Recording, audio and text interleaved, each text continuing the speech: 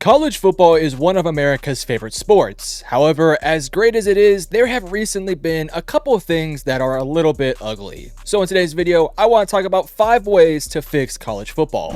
But if you guys do enjoy the video, make sure you guys hit the like and subscribe button, but let's hop into it. Now, I want to preference this video by starting off with this. The actual play on the field is amazing. College football, in fact, in my opinion, is more entertaining and actually more fun to watch than the NFL, and you guys know this is an NFL channel. In fact, I love it so much, I would probably say I watch more college football games than I even do the NFL, so take that as you will. My issue with college football isn't the play on the field, nor the fan bases or anything like that. It's the transfer portal and NIL and a couple other things which we'll talk about in this video.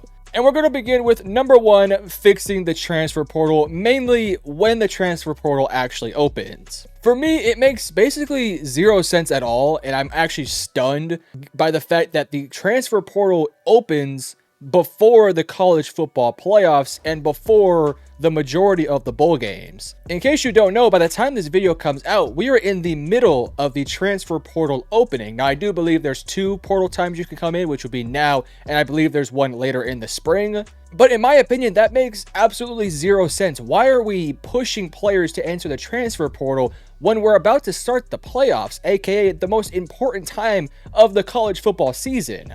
For me, the easy fix is to just delay it by like a month or 2. In my opinion, if the college football championship is played in early January, why don't we just push the transfer portal opening to like February 1st or something along those lines? That way, each player can finish the season off with their team, and then if they want to transfer to another school, they can do so in February. To me, it makes 0 sense at all to even have the transfer portal open right now, given the fact that we're in the middle of, like I said, the most important time of the year. It would be similar to like if in the NFL heading into wildcard weekend, they opened up free agency and allowed players to leave their respective teams.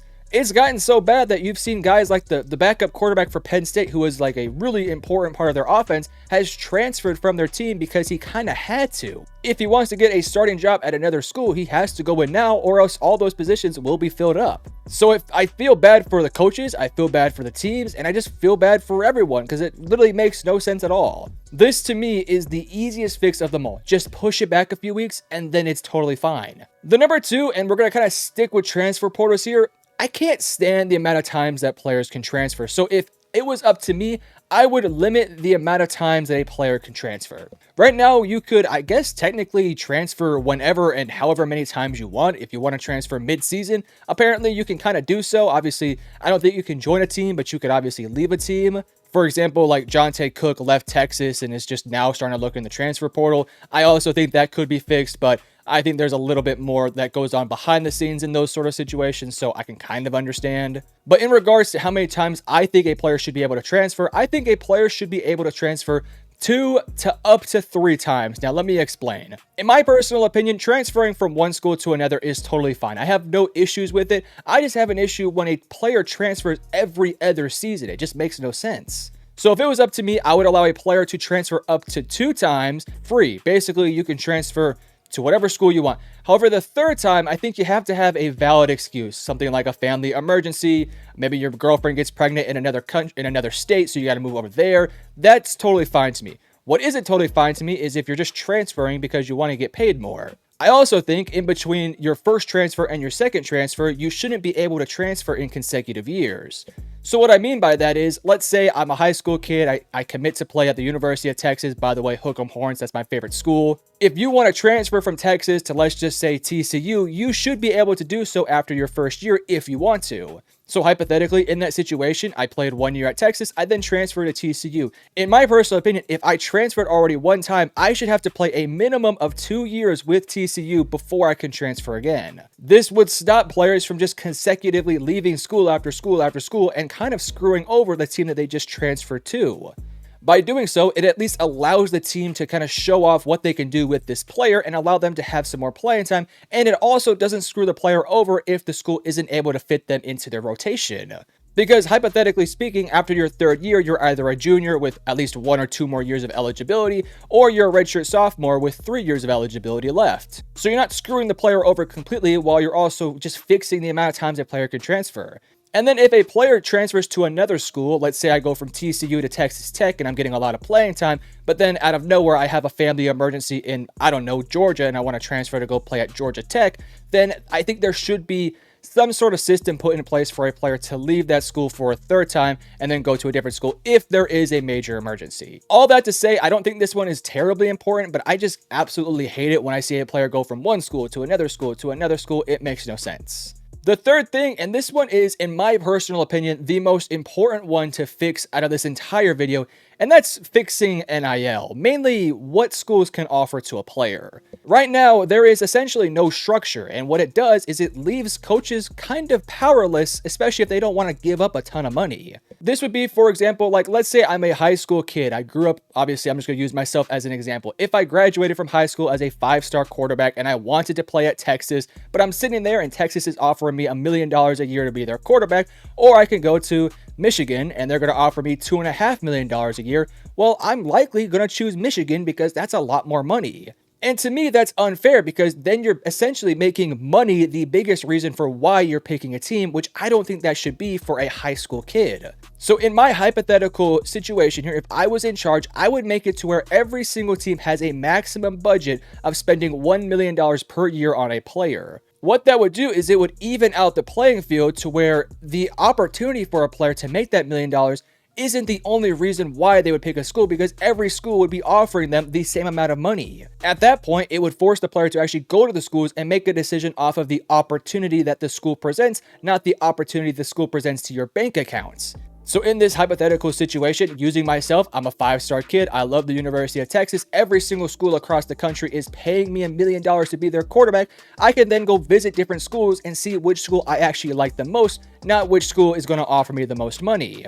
I also think potentially you could have like a minimum amount that you're actually paying your players. I think that minimum could be something along the lines of like $10,000 to $50,000 a year. Those would be the guys who are like your 2-star athletes who aren't getting a bunch of money from big time schools. So there should be at least some minimum budget set for them. I think that right there is the biggest issue in college football. You have essentially free agency where these players are being paid way too much money way too early on. You look at somebody like Bryce Underwood, who's a 5-star quarterback who was committed to LSU for all those years and then gets a massive bag from Michigan, and all of a sudden his commitment flips just like that. And it's probably not because the player likes Michigan a whole bunch. He probably wanted to play at LSU, or else he probably would not have committed to them all those years before. But then once Michigan offered him the bag, he was talking to LSU about matching it, and they didn't, so he ended up going to Michigan. To me, I find that to be kind of crappy, not just for the player, but also for the school. By at least putting a maximum out there, I think it at least sets up some sort of really solid boundaries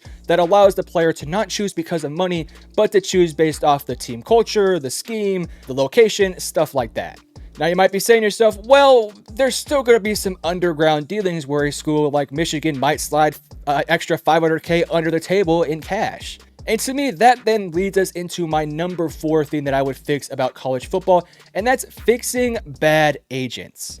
This to me is an issue that doesn't get talked about as much as it really should be, but these high school kids are being set up for failure in massive ways. And that's because these high school kids are having to pick agents to represent them in their NIL discussions, in their discussions about picking certain schools, and so on and so forth. And half these times, these agents aren't qualified. They don't have licenses. They're cousins, they're brothers, they're sisters, they're so on and so forth. And it's cool that these players are giving those guys opportunities, but at the same time, half the time, those agents aren't really qualified to do their job that they're supposed to do. They don't read the contracts fully. They're not negotiating at a high enough level. And we've already kind of seen a couple times stuff like this kind of happen. Look at UNLV this year. So how do you fix it? Well, I think there's really 2 ways that college football could try and fix this. Number 1, and it's the easiest one, make sure that every single agent that is representing these high school and college players are licensed professionals that are legally obligated to do their job at a respectful and quality level. Or number 2, the college football, NCAA, those guys could hire, I don't know, a big number of agents and then allocate those agents to represent some of those high school and college football players. If you get licensed and you hire these people to do a certain job, there wouldn't be these underground dealings because that would be illegal and they would lose their license and probably lose their job and even potentially go to jail. By hiring these agents to represent the players, the agents would do what's best for the college football world by not allowing these underground dealings to happen while also being in the best interest of the players. So by setting a maximum amount of money that a player can get from a school while also putting these agents in good positions to not allow these crazy things to happen, I think it would fix this crappy NIL stuff we have going on right now. We wouldn't see players flip their commitment like this because another team offers them an absolute bag. We also wouldn't see as much these agents trying to push their players to certain schools because, let's say they like the coach at a certain school or they like this or that about a certain school. Let the players pick the school that they want to go to, and the agents will just be there on their side talking NIL, doing some negotiations while doing it at an ethical and logical level. So that's really all the fixes I would have about the transfer portal and NIL. The fifth thing that I would fix about college football is the college football playoff bracket. Now, real quick, before I get into that, I did want to throw out like one extra idea that could be fixed about college football, but I'm just not terribly knowledgeable about it, so I'm not going to talk about that in this video. And that would be the fact that I think college football needs a Roger Goodell. It needs a Adam Silver of the world. They need somebody who is the head of the table, who is leading a team and making better decisions for college football. Right now, I don't really know what they have. I know for the College Football Playoff Committee, it's a bunch of like ADs and stuff like that, athletic directors, which I think is kind of unfair and a little bit biased. So I don't like that. But again, I'm not too knowledgeable of it. I've heard some people say Nick Saban for commissioner, which that'd be kind of cool. But the fifth thing, and I think this one is, like I talked about earlier, the College Football Playoff bracket to me doesn't make much sense. Now, I understand wanting to offer sort of a prize to the winners of their conference championship games by allowing them to have some bye weeks. But at the same time, that's cool and all, but the bracket is terrible. You look at, for example, the Texas Longhorns, who, again, I'm a big fan of. They have a much easier path as a 5th seed than the number 1 seed does, and they're the number 1 seed. They went undefeated, and they have to play in this year's playoffs either Ohio State or Tennessee, whereas for Texas, they have to go against Clemson, who barely got in the playoffs, and then if they beat them, Arizona State, who, they're a good school, but let's be real, they're not Tennessee or Ohio State. Whereas for Oregon, yes, you get the bye week, but then after that, you have to go up against Ohio freaking State or Tennessee. The same thing could be said about Georgia. Georgia won the SEC championship game against Texas, yet Texas actually has an easy schedule over Georgia. Georgia's sitting there with a bye week, great and all, but then afterwards, they're probably going to end up playing either Notre Dame or I believe Indiana, and those are two really good schools that I think are both better teams than Clemson and Arizona State. Same thing can be said about Penn State. Their schedule is SMU and Boise State, which is a lot easier than Ohio State and Indiana and Notre Dame. So how do you fix it? I think getting rid of the bye weeks is the number one thing that I would do. And maybe not necessarily getting rid of the bye weeks, but getting rid of these 1 through 4 bye weeks and that go to conference champions. What I mean by that is Texas is clearly a better team than Arizona State, yet Arizona State is the 3 seed and is given a bye week. Now, I know Arizona State fans are going to completely disagree with me on this one, but let's just be real. Texas is way more talented and their resume speaks for themselves. Again, I'm not trying to push down Arizona State or Boise State, but there needs to be some sort of way to fix it. I personally think just getting rid of bye weeks would be the first thing that I would do. Then you would essentially have a bracket of the 1 seed going up against the 12 seed, the 2 seed going up against the 11 seed, and so on and so forth. That way, the number 1 seed is going up against the worst team because they deserve to do so because they're the number 1 seed in the college football playoffs. It's kind of the same thing with what you see in the NBA where the 1 seed will go up against the 8 seed in the first round of the playoffs. I think that's how it should be. It should be a 1 game, 1 versus 12, 2 versus 11, so on and so forth. And it has a pathway all the way to the national championship.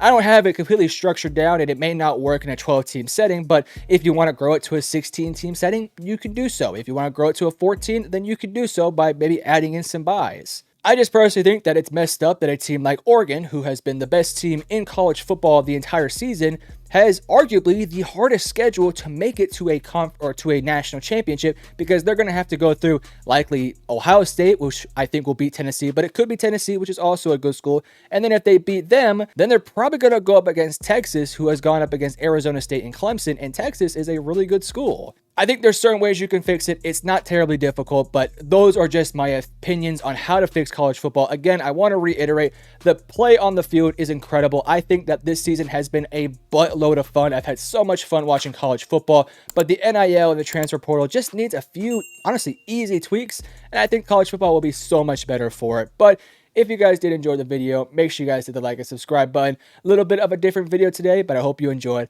and I love you guys. Peace.